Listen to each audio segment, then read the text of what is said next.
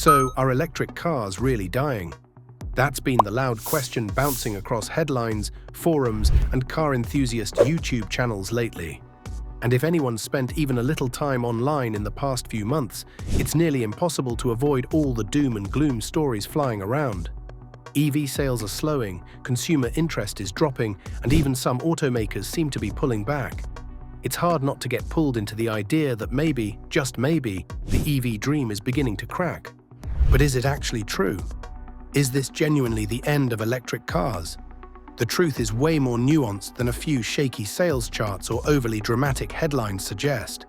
And to really get the full picture, it's important to understand not only what's going on now, but also how electric cars got to this point in the first place, where things might be headed, and why the conversation has suddenly become so intense. Let's start with what kicked off all this panic in the first place: a noticeable slowdown in EV sales growth. And let's be clear, that's sales growth, not outright collapse. The media loves to run with a juicy narrative, and in this case, the story has been framed like electric cars are falling off a cliff. But what's actually happened? Just a couple of quarters where the explosive year-over-year growth of EVs has cooled down. In the past, electric vehicle sales were doubling or tripling year over year, which obviously isn't sustainable forever. Now that the market is maturing, growth rates are simply stabilizing, not evaporating. That's a normal business trend, not a death sentence. The current EV debate suffers from short-term thinking. 2 slow quarters don't spell doom for an industry that's grown from less than 1% to nearly 9% of the US market in a decade. Globally, in countries like Norway and the Netherlands, EVs make up over half of new car sales. That level of growth doesn't just disappear, it signals real, lasting momentum. So what's really causing the sales drag, if it's not a total lack of interest? One factor that can't be ignored is the current economic climate. Interest rates are high. Inflation is still squeezing middle-class budgets. That impacts all big-ticket purchases, including cars, and it hits EVs even harder because many are still priced above the average vehicle. A Tesla Model Y isn't exactly a budget-friendly ride for most families, so when people hesitate to spend, EV sales dip a bit more than others. It's less about EVs being undesirable and more about the entire car market being under pressure. But there's another layer to all of this. Electric cars came on fast. Almost overnight, it seemed like every automaker was dumping billions into EV development, announcing 10-year plans to go all electric and phasing out gas-powered models. The market was flooded quickly, especially with more luxury and tech-focused models aimed at early adopters. And that group? They've already bought in.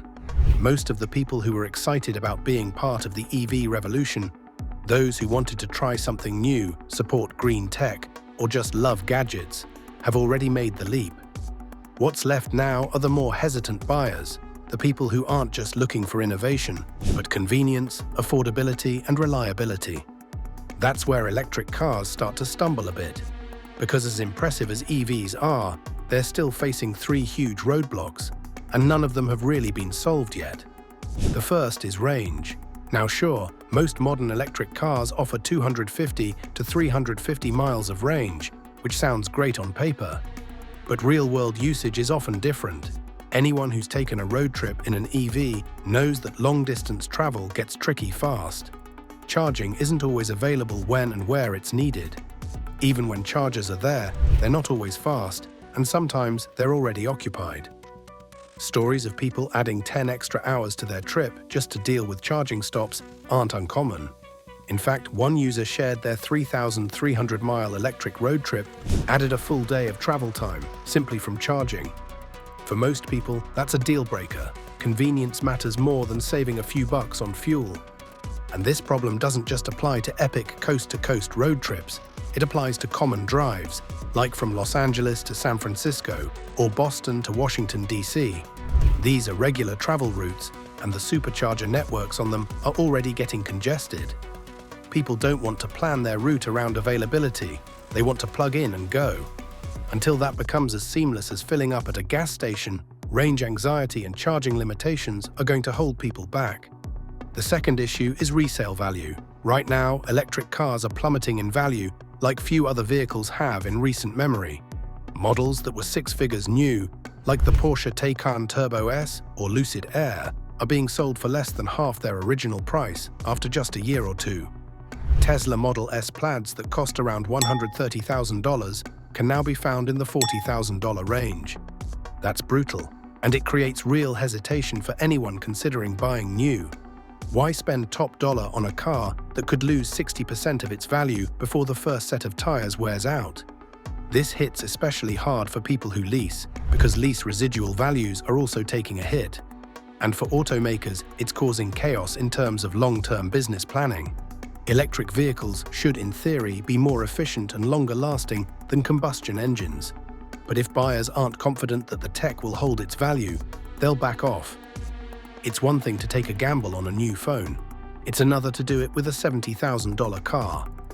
Then there's the third and possibly most frustrating challenge: charging infrastructure. It's been said 100 times, but it bears repeating. Charging at home is a privilege. Not everyone has a garage or private driveway where they can install a charger. Millions of people live in apartment buildings or urban neighborhoods where access to charging is inconsistent at best.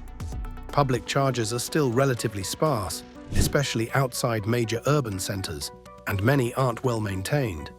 And even when they are, some cars just aren't compatible with certain fast charging networks. Until this infrastructure problem gets solved, and solved in a big way, electric vehicles are going to be out of reach for a significant chunk of the population. So with these issues in mind, it's fair to ask, are EVs starting to stall out before reaching mass adoption? Is the hype beginning to cool? In some ways, yes. But that doesn't mean the entire concept is dead. It just means the market is evolving. There's a fascinating point here that rarely gets enough attention. Why haven't plug-in hybrids become the go-to alternative? These vehicles seem like the perfect middle ground. You get electric driving around town and gas-powered flexibility for long trips. No range anxiety, no desperate charger hunts, and no total dependence on a fragile charging network. In many ways, plug-in hybrids solve both of EV's biggest problems. And yet, automakers haven't gone all in on them. Why not? One reason could be the way government incentives are structured. A lot of policies around the world, including in the US, heavily favor full battery electric vehicles. The more EVs a company produces, the more they benefit, whether it's from tax credits, emissions credits, or market access rules like those in California, where automakers must sell a certain percentage of zero-emissions vehicles. That's led companies to focus their resources on full EVs, sometimes at the expense of more practical plug-in hybrid options. It's a bit of a chicken and egg problem. Consumers aren't pushing for plug-in hybrids because there aren't many good options available, and automakers aren't building more because they don't see enough demand.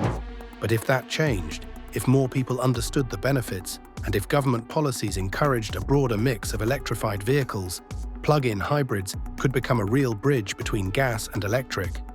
In fact, for a lot of buyers, plug-in hybrids are a better fit right now than either extreme. They allow electric commuting, often up to 30 or 40 miles on battery alone, while still giving the confidence of a traditional engine for longer trips. And unlike full EVs, they're not dependent on a specific type of charger or fast charging network. You plug in when it's convenient, not when it's essential. All of this brings us back to the central question: are electric cars finished? Not even close. But it's time to get real about the current state of the EV world. The initial gold rush is over, early adopters have bought in, the market is maturing, and that means the growth is going to be slower and more complicated from here.